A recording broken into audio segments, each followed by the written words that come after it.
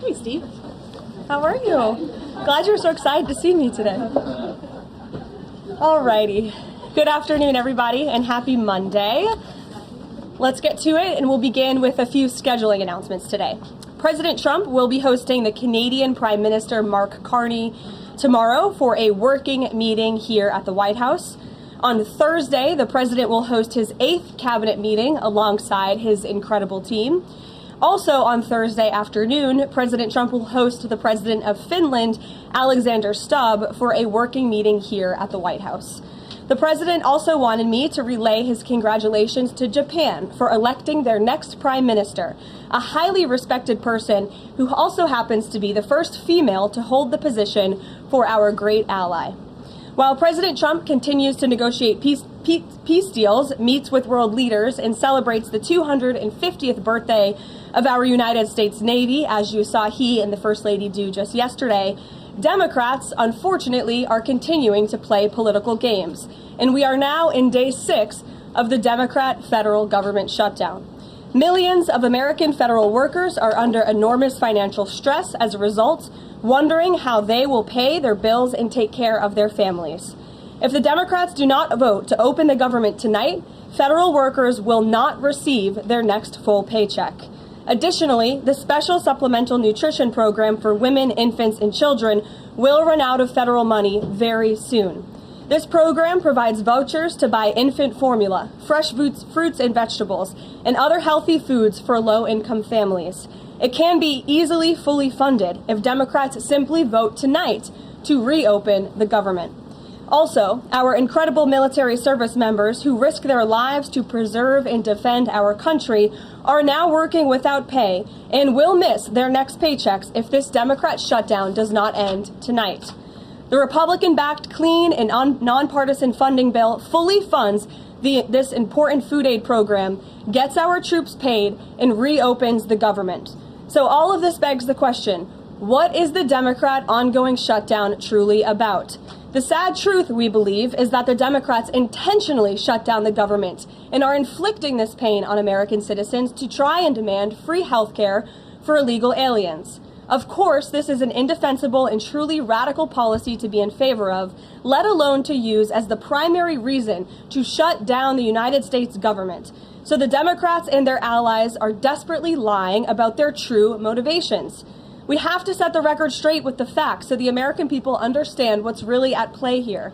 House Republicans passed a clean and nonpartisan funding bill to keep the government open and ensure our troops and other hardworking Americans are paid. Every single House Democrat except one voted against this clean and nonpartisan funding bill. Senate Republicans have subsequently tried to pass this same clean funding bill 4 separate times, and they will do so again tonight. to fully pass it to be sent to the president's desk for signature. And the president is ready to sign this bill to reopen the government as soon as it is sent to his desk. Yet every single Senate Democrat, except 3, have voted against this clean and nonpartisan funding bill. The Democrats' current position is that the only way the American government can reopen is if illegal aliens can get free health care. Don't take my word for it, just look at what's inside of the Democrats' proposal to reopen the government. Their funding proposal would result in nearly $200 billion spent on health care for illegal aliens and other non-citizens over the next decade. To put this in perspective, $200 billion is enough money to fund the entire children's health insurance program, which provides health insurance to low-income children and women. Under the Democrats' proposal, the millions of illegal aliens who improperly were granted asylum and paroled under the Biden administration would once again be allowed to receive Medicaid benefits. It does not end there. The Democrat proposal would also require Medicaid to pay more for emergency care provided to illegal aliens than it does for American patients who are disabled, elderly, or children.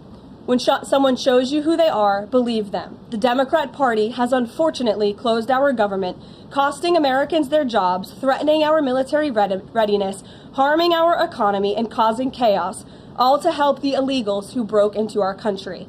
Instead of holding illegal aliens accountable and removing them from our country, which is what this administration is trying to do every day, the Democrats want to give them the free benefits paid for by the American taxpayer.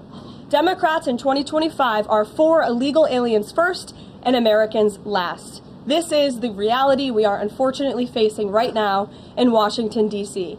President Trump and Republicans will not give in to these radical demands. The president and Republicans have a sacred responsibility to serve and protect the interests of their constituents, the American people.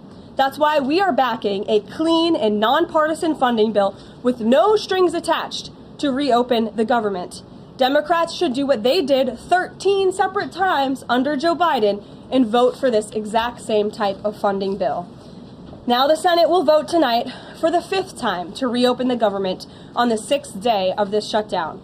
All we need are an additional 5 Democrat senators to end this madness and vote for the clean funding bill to reopen the government.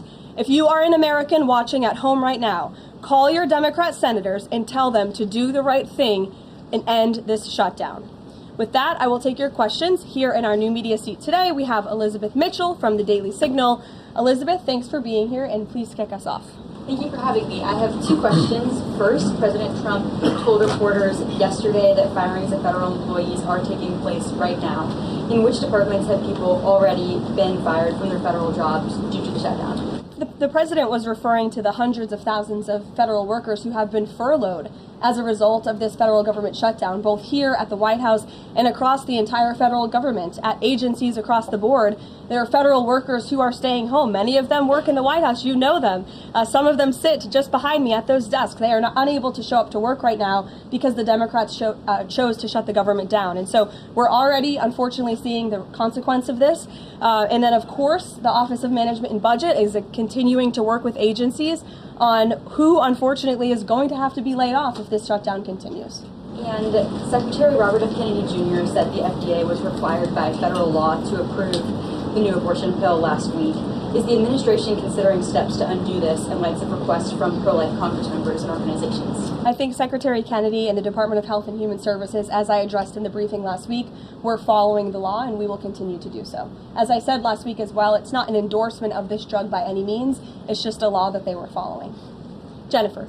We heard you say that you want people to call their Democratic senators. Is the president calling Democratic senators himself? Can you say what he's doing today to resolve the shutdown? Yep, I was just in the Oval Office. He was on the phone with Speaker Johnson. He's also spoken with the Senate Majority Leader, who are in touch with, of course, moderate Democrats and Democrats across the board, who we understand hopefully want to do the right thing by their constituents to reopen the government. So the president is being kept very well apprised of the ongoing shutdown on Capitol Hill. And of course, his position is very clear. There's nothing to negotiate, just reopen the government, and then we can talk about all the important issues facing our country. So he hasn't called specific members of Congress? Not to my knowledge, no.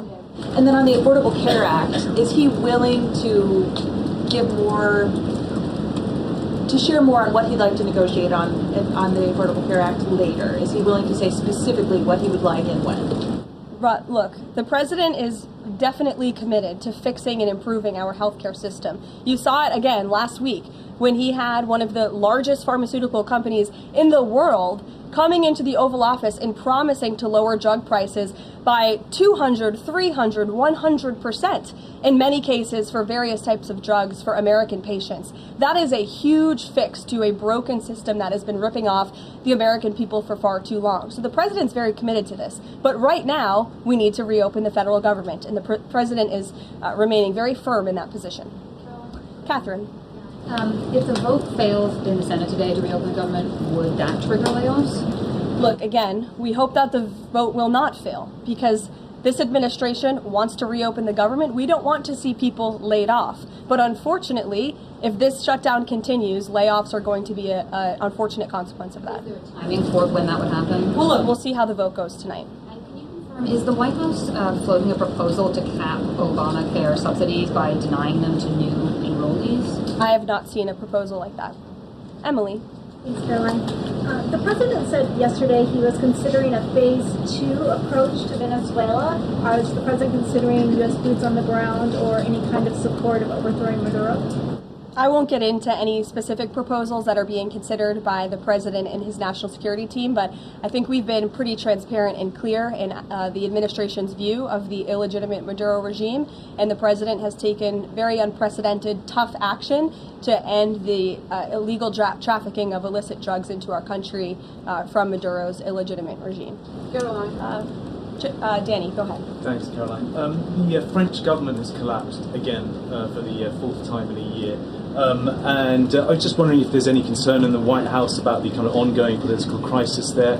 Any thought about whether the President Trump's good friend, President Macron, should either call elections or even resign over that? Well, I can tell you the White House and the National Security Council are very much aware of this situation, but I think it would be imprudent of me to weigh in on French internal politics from the podium, so I will reserve comment on that. Behind you, yes. What is President Trump's expectations for talks today and I guess this week in Egypt? And is there a new timeline that the president is giving all sides to reach an agreement? Yes. There are technical talks happening right now in Egypt amongst Special Envoy Witkoff and Mr. Kushner, as well as their respective parties from all sides. What we saw take place on Friday, and I have not commented on that from the podium yet, is truly remarkable.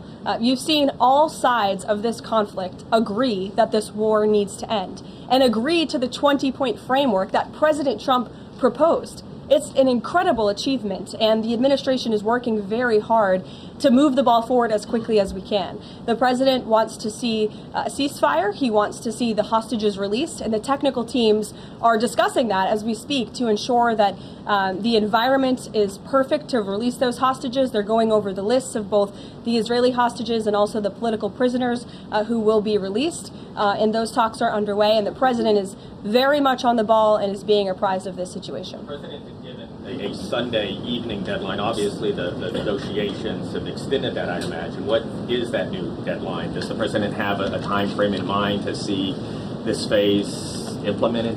Well, the Sunday evening deadline was to hear back from Hamas on the proposal one way or another. And of course, on Friday, Hamas put out a very clear statement in the president's view that they accept the president's framework, and that's why those technical talks are now underway. But again, we want to move very quickly on this, and the president wants to see the hostages released as soon as possible.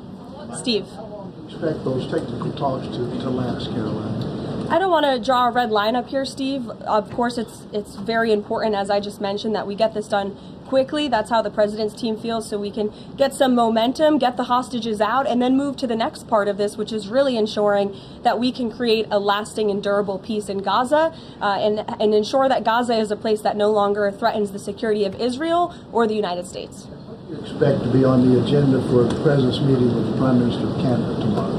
I'm sure trade will be a topic of discussion tomorrow and all of the other issues that are facing both Canada and the United States. I know the president looks forward to having that discussion with Carney in the Oval Office. Caitlin. Thanks, Caroline. I have two questions. On the layoff of federal workers, potentially, the president said yesterday that Democrats will be to blame if federal workers lose their jobs. Historically, though, in past shutdowns, workers have been furloughed, but they have not been laid off en masse. So wouldn't that be the president's call to lay people off? As I've said repeatedly, Caitlin, this conversation about layoffs would not be happening right now if the Democrats did not vote to shut the government down. And as I also said last briefing as well, we are $37 trillion in debt, and the government is not receiving any cash. So someone has to look at the balance sheet and be good stewards of the American taxpayer dollar.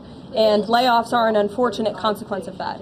First term, for example. Well, as I'm telling you now, this administration is focusing on checking the balance sheet and ensuring we're doing the right thing by the American taxpayer. And again, these conversations about layoffs would not be happening in the White House today if not for the Democrat shutdown. And they have a choice to change that. They have another opportunity tonight to do the right thing to reopen the government. Joey. Judge Yeah, thanks, over the Caroline. weekend. Sorry, my second question. A federal judge over the weekend that the president had appointed to the bench in his first term in office basically argued that he could not deploy other states' National Guards to Portland. Basically said that it was untethered, his argument, to what is actually happening on the ground. Which local officials in Portland have said that the National Guard is needed there? With all due respect to that judge, I think her opinion is untethered in reality and in the law. The president is using his authority as Commander-in-Chief, U.S. Code 12406, which clearly states that the president has the right to call up the National Guard in cases where he deems it's appropriate. And if you look at what has happened in Portland, Oregon, for more than 100 nights, I was talking to our law enforcement team about it this morning, for more than 100 days, night after night after night, the ICE facility has been really under siege by these anarchists outside. They have been disrespecting law enforcement. They've been inciting violence. We saw, again, a guillotine rolled out in front of this federal building. And so the president wants to ensure that our federal buildings and our assets are protected. And that's exactly what he's trying to do. And ultimately, in the case in Los Angeles, that judge ruled in the Ninth Circuit, that panel of judges ruled that those troops could remain and that the president was well within his authority to do so. So we are appealing that decision. As you know, we expect a hearing on it pretty quickly, and we're very confident in the president's legal authority to do this, and we're very confident we will win on the merits of the law. But no local officials that you can point to that have said we need the National Guard? Because I spoke to the police chief of Portland last week. He said that the president's claims just don't match up with what's happening on the ground. I would encourage you as a reporter to go on the ground and to take a look at it for yourself, because there's been many members of the press, not press in this room, but independent journalists, some of whom we'll be inviting to the White House very soon to share their stories, because they have been in the middle of these riots and they have witnessed the anarchy that is taking place night after night. It's on video. You should play it on your show. You have a great opportunity in prime time on CNN to show your audience. Yeah, but you're probably talking to partisan Democrat officials who are opposed to everything this president does. You should also ask the people who live in Portland. We've actually heard from many members of the community who have said that this is complete civil disobedience. It's a mess. It's been loud. It's been troubling for neighbors in the community who are just trying to live peacefully. And these people are not there to peacefully protest. They are there to cause mayhem and havoc. Yeah, Karoline. Stephen, go ahead. Thank you, Caroline. Two questions. First, do you have a reaction to reports that thousands of Cuban troops are deployed alongside Russia fighting in Ukraine? And on a very different matter, the president last week floated in an interview with our colleague Daniel from One America a rebate for tariffs of up to $2,000 per person. Is that plan contingent on the Supreme Court's upcoming ruling on the legality of the tariffs? And is the White House preparing for legislation to make that happen? Sure. On the first point, I have not seen that report, Stephen, but I'll check in with our national security team after this and we'll get you an update. To your second point about the tariff rebates, I think it's an idea that the president has discussed and floated with his team of advisors, but no decision has been firmly made at this point in time. Why don't we go to the back? Owen. Good afternoon. Good afternoon. A few days ago, President Trump demanded Jay Jones of Virginia get out of the race for condoning political violence in a text message against a Republican politician a few years ago. He hasn't left the race. He hasn't dropped out. What's the president's reaction? Well, as you know, I'm not at liberty to discuss political races from the podium. I think the president himself made his position very clear, and I think anyone could agree the messages that were sent by this Democrat nominee for Attorney General in Virginia are really shocking, alarming, and completely unacceptable. He was threatening to kill his opponent and his opponent's children, and that type of rhetoric has zero place in our country, and the president was absolutely right to condemn that. Sure, go ahead. Thank you. The Democrats have questioned and scrutinized the president's comments about using potentially the military, American cities, as training grounds for the military. And when you look at Portland, Chicago, local and state officials say that their local law enforcement is able to handle the situations, these protests on the ground. The president says that Portland is burning, using that as justification for the National Guard in Portland. But when you look here in Washington, D.C., the president just last week said it is now a completely safe city, and there are still National Guard members on the streets that are not involved in ICE activities. Can you provide the justification for the White House here in Washington, D.C., why the National Guard members continue to be out on the streets? Because Washington, D.C. has invited the National Guard here. Why? Because the mayor is doing the right thing, unlike mayors in other cities like Portland, as Caitlin and others have pointed out, who refuse to see that there are positive results from when local law enforcement works with federal law enforcement to do the right thing on behalf of their citizens. And Washington, D.C. is no doubt a safer city right now today than it was a few months ago when President Trump started this initiative to make D.C. safe again. And the National Guard is still here because the president and the mayor agree that it's a good thing for the city. Just like you're seeing in Memphis, for instance. We'll have National Guard deployed to Memphis. We have federal agents who are on the ground working with state and local law enforcement. The state police in Tennessee are part of this effort. The local metropolitan police in Memphis are part of this effort. State and local law enforcement and federal law enforcement should be working together. And it's a shame that we see in some cities across the country that their mayors are just simply refusing to cooperate because they don't like Donald Trump. And that's what this boils down to. And I don't think any American would disagree that Chicago needs more law enforcement reinforcements, that they need more resources. Look at this headline from over the weekend. At least 30 people shot during the weekend in Democrat-run Chicago. 5 of them were killed in one weekend. This is completely unacceptable, and the president wants to make American cities safer, and he's willing to work with anyone to do it. If the courts allow you to ultimately send in the National Guard into Chicago and Portland, do Democrats not have reason to be concerned that there are long-term plans by this administration to keep U.S. military or the National Guard in American cities, like what we are seeing here in Washington? Why should they be concerned about the federal government offering help to make their cities a safer place? They should be concerned about this. They should be concerned about the fact that people in their cities right now are being gunned down every single night. And the president, all he's trying to do is fix it.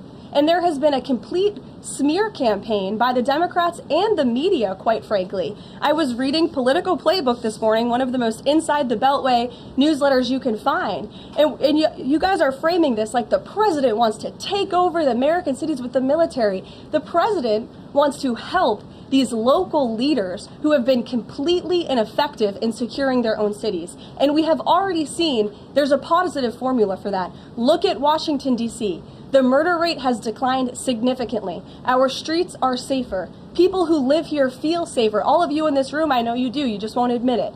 And it's a proven system that works, and the president wants to make America's cities safe again. And I don't think there's anything wrong with that. Michael. Thank you, Karoline. 2 questions, if I may. Because the mayor wants them. Michael. These talks in Egypt, if Hamas does agree to relinquish power and give it up, cede power to this transitional technocratic government, if that does happen, would the Trump administration then recognize a Palestinian state? Look, I don't want to get ahead of the technical talks right now, Michael. They're extremely sensitive. They're taking place, again, as we speak, and there's a lot of, there's many things to discuss, of course. This is hopefully we expect and we hope going to be one of the greatest peace deals this world has ever seen. And the Trump administration is working diligently and working very hard to get there. And as I said, Friday, all terms agreed. We have the Arab countries who are working with us. Of course, Israel has been incredible in cooperating with the president's plan and agreeing to it. And we're very hopeful, and we expect that to continue. You tweeted about this over the weekend. Thank you. I was going to you in the blue shirt and tie. Thank you, yes, Karoline. You're welcome. The Daily Mail. Today, the Supreme Court declined to hear Ghislaine Maxwell's appeal. Will Trump rule out granting her clemency? Is that something the White House is considering? It's not something I've heard discussed. And we don't comment on clemency requests that may or may not have been made, but I'm certainly not tracking that one at this point in time. Karoline. Jordan, go ahead. Thank you, Karoline. So we're talking about these radical groups in Portland and Chicago. I know the president has spoken about potentially going after George Soros with RICO charges and for funding all of this violence. Has there been any update on that? And also, is the administration looking into the other nonprofits, maybe taking away their 501c3 status for funding this violence? And one more question. Sure. The financial backing of these groups, particularly Antifa, is certainly something the administration is looking into aggressively. And the federal government has never really been mobilized or tasked with doing that. So we're kind of kickstarting that into gear. The FBI is working on it alongside the White House's Homeland Security Task Force. We have our intelligence community looking into this as well. And even the Secretary of Treasury is involved with these matters since they are financial in nature. And we will continue to get to the bottom of who is funding these organizations in this organized anarchy against our country and our government. It's a question the American people have been begging the answer for many years, and we're committed to uncovering it. And when we do, I'm sure you'll be one of the first people to know. Separately, Karoline. Thank you. So Gaza, under the president's plan, is going to be governed by a transitional governance of a technocratic, apolitical Palestinian committee made up of qualified Palestinians and international experts. Now, given how radicalized the Palestinian population is in Gaza and in the West Bank, can you offer some insight or guidance into who are some of these Palestinians that are going to be considered for leadership roles in Gaza and where you're going to be finding them? And do you have any names? We're not quite there yet, Jonathan. The president believes peace is possible in Gaza, and that's why he presented this detailed and comprehensive plan. The first step of that is securing a ceasefire and releasing the hostages, and then those conversations about ensuring a durable and lasting peace can continue. But what do you need to have peace in a region like Gaza that's been war-torn for far too long? You need security guarantees and you need good governance. And so those will be two of the priorities that this administration is focused on. If I may, the president has said he wants the government to reopen this week in a deal. What's going to happen by the end of the week if there's no deal? What's the White House prepared to do? With no deal with what? To reopen the government. Look, as I said, unfortunately, there's going to be a lot of pain inflicted. There already is on the American public, on our troops who are not being paid, again, on women and young children who depend on critical food assistance. We hate to see this. And in fact, the Office of Management and Budget is trying to do everything they can to find funds to get out the door for these vulnerable populations in our country. Again, we shouldn't be having to do that. The Democrats have a chance to change course tonight. I believe the vote's taking place at 6:30, and we urge Democrat senators to vote to reopen the government and to do the right thing. Thanks, guys.